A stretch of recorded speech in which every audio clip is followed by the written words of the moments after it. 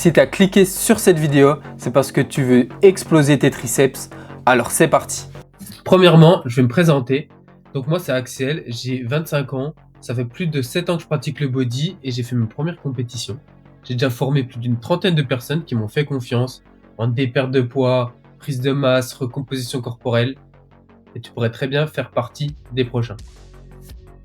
Premièrement, le sommaire, qu'est-ce qu'on va voir? Alors, on va voir en première partie l'anatomie du triceps pour que tu comprennes un peu les principes, le choix des exercices en fonction de l'anatomie, les erreurs à éviter qu'on fait tous, l'agencement, ok, comment on va pouvoir mettre en place pour finir sur une idée de programmation. L'anatomie. Donc le triceps, comme tu t'en doutes, il y a 3 faisceaux, triceps. Il y a le chef-long qui fait une extension de coude et une extension d'épaule. On verra ça par la suite, c'est important. C'est le seul qui s'insère sur l'épaule, d'accord? Donc il est pluriarticulaire, on peut le dire aussi comme ça, ou polyarticulaire. Il y a le chef latéral et le chef médial. Les deux font une extension de coude et eux, ils ne sont pas polyarticulaires, ils ne s'insèrent que sur l'humérus. Pour le choix des exercices, donc comme je te l'ai dit, le chef long, c'est biarticulaire. Donc ce qui va être important, c'est d'avoir le coude fixe et de varier les angles, d'accord? Car sur les mouvements polyarticulaires, type JM press ou dips qu'on verra par la suite, ton chef long, il sera désavantagé. C'est-à-dire que quand tu vas faire le mouvement, imaginons du JM press ici, le triceps du chef long va s'étirer à un moment mais se raccourcir à un autre moment. Donc soit s'étirer au niveau du coude et se raccourcir au niveau de l'épaule, ou inversement s'étirer au niveau de l'épaule et se raccourcir au niveau du triceps. Donc il n'aura jamais un étirement total et un raccourcissement total.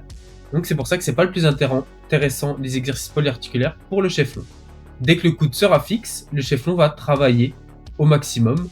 Et soit tu peux avoir le coude en l'air, donc ici comme des extensions triceps poulie basse, comme ici, ou des extensions triceps poulie haute, et là du coup ton chef long sera raccourci, et là il sera étiré.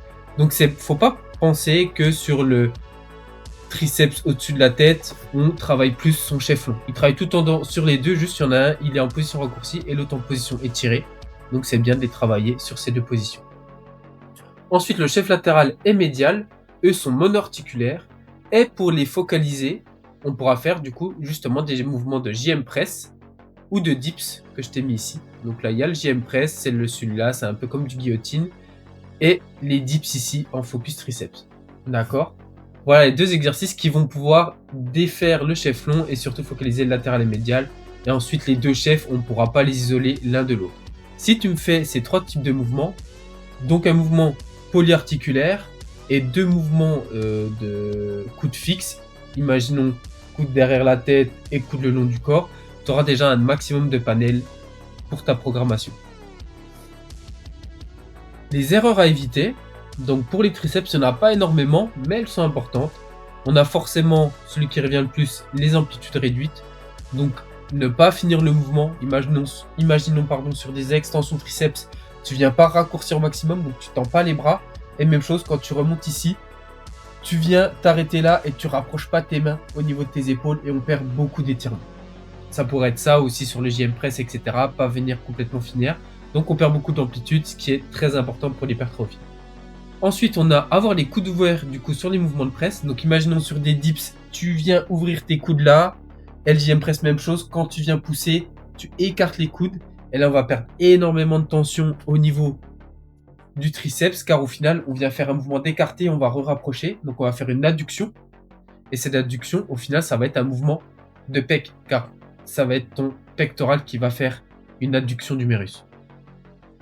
Ensuite on aura les coudes qui bougent sur les mouvements monoarticulaires, d'accord? Donc on disait souvent que avoir des extensions de triceps, bouger le coude comme ça, on vient avoir encore plus de triceps qui vient travailler parce qu'on va faire une flexion et une extension d'épaule, sauf que ce sera pas pertinent. Si on veut faire une flexion et une extension, je te conseille de le faire directement sur tes mouvements de presse, tu pourras mettre plus lourd, et là c'est le principe du mouvement.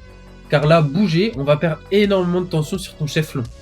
Donc si on perd beaucoup de tension sur ton chef long, plus sur les mouvements de presse, que là tu n'auras pas beaucoup de tension pour ton chef long, ça fait très peu pour celui-ci.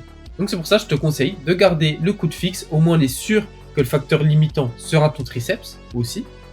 Donc c'est pour ça que ce sera très important sur tous tes mouvements d'extension de garder ce coude fixe. Ensuite, du coup, pour le volume et la fréquence, qu'est-ce qui sera le plus pertinent? Ça revient quasiment comme pour tous les groupes musculaires, hein, si tu auras regardé mes autres vidéos. Je conseille une fréquence de 1 à 2 fois par cycle. Donc si tu fais 5 séances par semaine, tu pourrais très bien l'avoir dans une séance push, faire du triceps à la fin ou au début en fonction du vraiment si c'est le focus, et avoir une séance bras où même chose, tu auras de nouveau les triceps. Le faire plus, je pense pas que c'est pertinent. Faire 3 fois les triceps, qu'on le veuille ou non, sur tous tes mouvements de presse, les triceps seront quand même légèrement fatigués. Donc ne pas faire trop de volume. Surtout déjà se concentrer sur la technique, sera plus important. Ensuite l'intensité. Et là, avec ce volume-là, c'est sûr que tu progresseras. Pas besoin d'en rajouter énormément. Donc 8 à 15 séries par semaine. Pour ça, si tu fais 2 fois par semaine, 2 fois 7 à 8 séries, ça peut déjà être la fourchette max. Et ensuite, les fourchettes de répétition. Moi, ce que je peux te conseiller, c'est sur les mouvements de presse, faire du 7 à 9. Essayer de faire un petit peu plus lourd, ça pourrait être intéressant. Et tu pourrais très bien monter jusqu'à du 12-15 pour des mouvements d'isolation. D'accord, car au moins ton coude fixe, tu pourras aller à la brûlure, même sur des JM press, mais souvent qu'on va très loin dans les répétitions, ça dépend, mais moi je sais que je sens énormément mes pectoraux, surtout qu'on va petit à petit dégrader la technique, et il y a de grandes chances qu'on vient trop engager les pectoraux. Voilà. Et du coup, les séries par séance, je te conseille 6 à 9, comme ça si tu as 3 exos, 3 x 3, tu seras à 9, et une autre où tu auras 2 exercices, ça te fera 6 séries si tu fais 3 par exercice.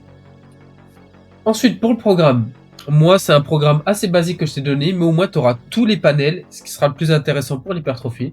Donc, une séance 1, celle-ci, tu pourras très bien l'incorporer dans une séance push, avec des haltères au front et des extensions triceps poulies hautes unilatérales. D'accord? Comme ça, tu en as un où ton chef long travaille très peu et l'autre où il sera en position étirée. C'est un très bon mix. Ensuite, la séance numéro 2, je pourrais te conseiller une en position raccourcie, pardon, je déconne. Ensuite, en séance numéro 2, JM press, d'accord, pour avoir ton mouvement polyarticulaire, extension triceps poulie haute, et cette fois pas en unilatéral, car ensuite on fait extension triceps poulie basse en unilatéral, donc 2 fois de l'uni, ça peut être chiant, c'est pour ça que je te l'ai mis qu'une fois, et au moins ça fait une petite variante avec l'uni de la séance 1 et le pas uni de la séance 2.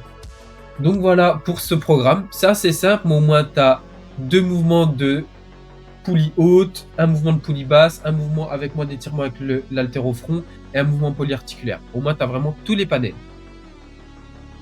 Voilà, si tu respectes ces conseils, que tu mets en place ce programme, je peux te garantir que tes triceps en quelques mois, ils vont exploser, c'est sûr.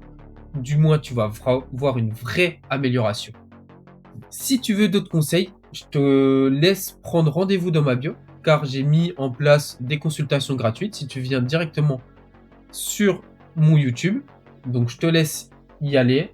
C'est gratuit, c'est sans engagement. Au mieux, toi, tu repars avec des conseils et une programmation améliorée. Et si tu veux encore plus me connaître, n'hésite pas à me suivre sur Instagram, ça me fera beaucoup plaisir. Et merci de m'avoir écouté. Ciao!